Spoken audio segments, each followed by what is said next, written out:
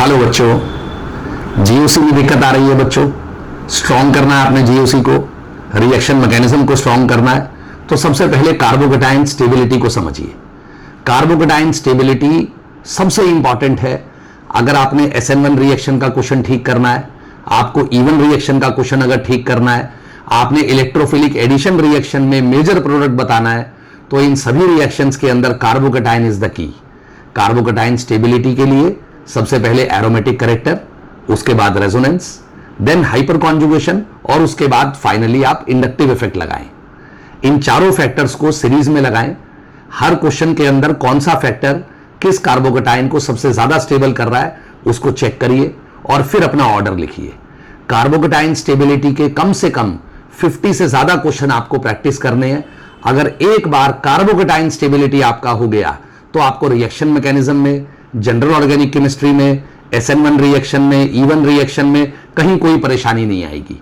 आइए कुछ एग्जांपल्स देखते हैं कार्बोकेटाइन स्टेबिलिटी के। सर क्वेश्चन नंबर 1 में मैक्सिमम स्टेबिलिटी किसकी होगी? क्वेश्चन नंबर 1 बहुत अच्छा क्वेश्चन है। सबसे ज्यादा स्टेबिलिटी होगी सी की बच्चे। कैसे होगी सी की स्टेबिलिटी? यस यस यस, बहुत बढ़िया। कैसे पूछा आपने? सी पार्ट के अंदर हमारा ट्रोपाइलियम कैटायन है, सारा कार्बन sp2 हाइब्रिडाइज्ड है, साइक्लिक सिस्टम है हमारा, रेजोनेंस पूरे मॉलिक्यूल के अंदर है, 6 पाई इलेक्ट्रॉन्स हैं। तो ये कार्बोकेटायन हमारा एरोमेटिक हो गया। एरोमेटिसिटी मेरे कार्बोकेटाइन को मैक्सिमम स्टेबिलिटी देती है। इसी को प्रेफरेंस ऑर्डर में सबसे पहले रखना है आपने। सर सी मैक्सिमम स्टेबल हो गया, अब सेकंड कौन आएगा? बहुत बढ़िया। तो सी को आपने सबसे ज्यादा स्टेबल कर दिया। अब उसके बाद आप रेजोनेंस देखोगे तो ए कार्बोकेटाइन में भी रेजोनेंस है, कार्बन प्लस के साथ वाले कार्बन पे डबल बॉन्ड है, बेंजाइलिक कार्बोकेटाइन कहते हैं ए को, रेजोनेंस स्टेबलाइज्ड।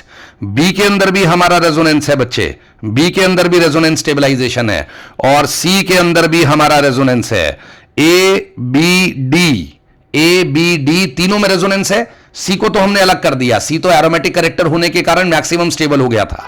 अब ए बी सी में स्टेबिलिटी मैक्सिमम देखने के लिए मोर नंबर ऑफ रेजोनेटिंग स्ट्रक्चर्स का कॉन्सेप्ट लगेगा।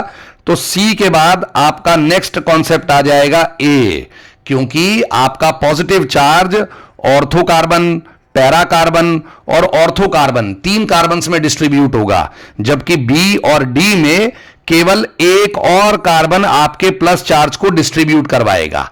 तो सी के बाद आ जाएगा ए, और फिर अगर बी और डी देखना है तो आप बताओ क्या देखेंगे? सर बी और डी में मुझे लगता है आप हाइपर कॉन्जुगेशन देखो। बहुत बढ़िया बहुत बढ़िया। बी और डी दोनों में रेजोनेंस है, और अगर बी और डी में अब स्टेबिलिटी का इशू आ गया तो आपको हाइपर कॉन्जुगेशन देखनी है।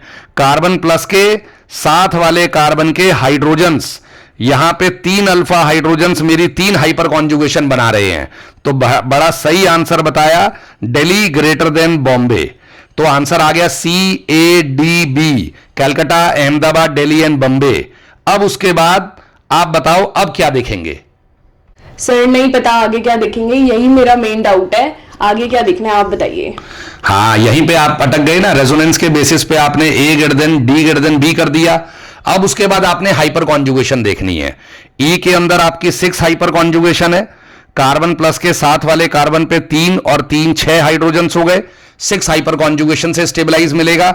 और F के अंदर आपकी केवल 3 हाइपर कॉन्जुगेशन है। E में 6 हाइपर कॉन्जुगेशन देखी? यस और नो तो बोलो। Yes sir. F के अंदर 3 हाइपर कॉन्जुगेशन है, G के अंदर you have 2 hyper conjugation, H के अंदर again you have 2 hyper conjugation, I के अंदर again you have 2 hyper conjugation.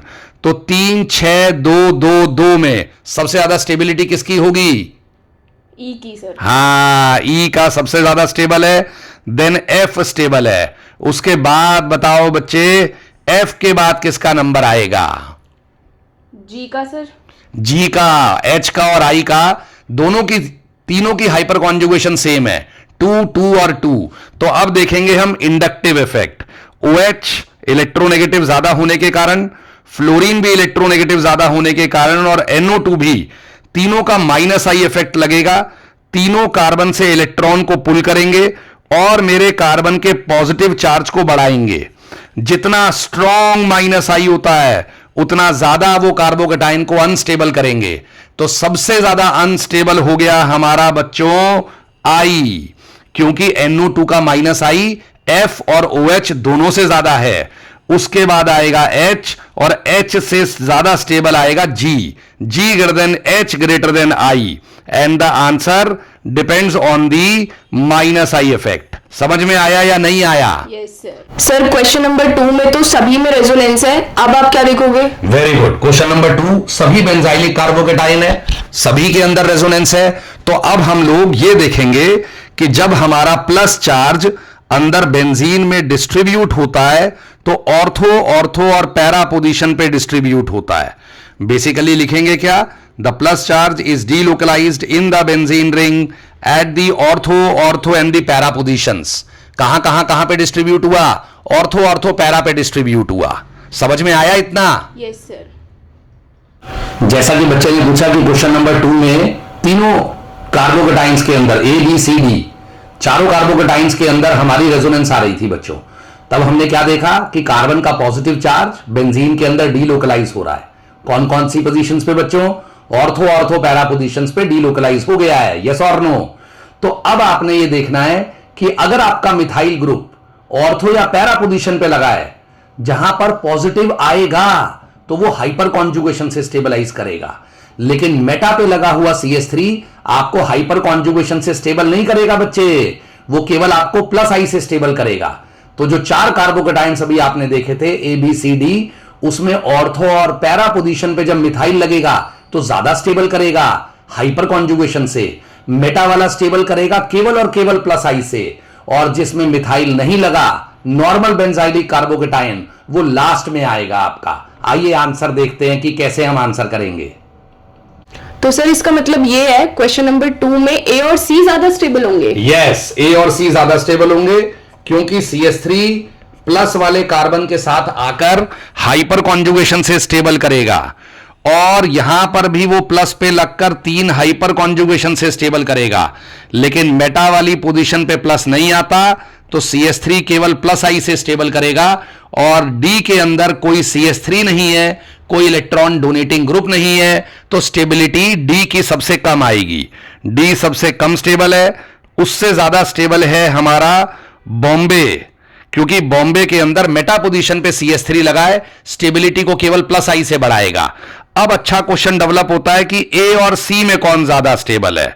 A और C में अगर आपको स्टेबिलिटी देखनी है, A और C में अगर स्टेबिलिटी देखनी है तो अब आप प्लस आई देखिए। CH3 आपके मेन कार्बोकेटाइन से ज्यादा डिस्टेंस पे है, पैरा वाला CH3, और ऑर्थो वाला CH3 मेन कार्बोकेटाइन से कम डिस्टेंस पे है। प्लस आई कब ज्यादा लगता है बच्चों? जब हमारा CH3 पास में लगा हो। इसलिए आंसर आएगा C greater than A greater than B greater than D। That is the final answer. समझ में आया या नहीं आया आपको? Yes sir.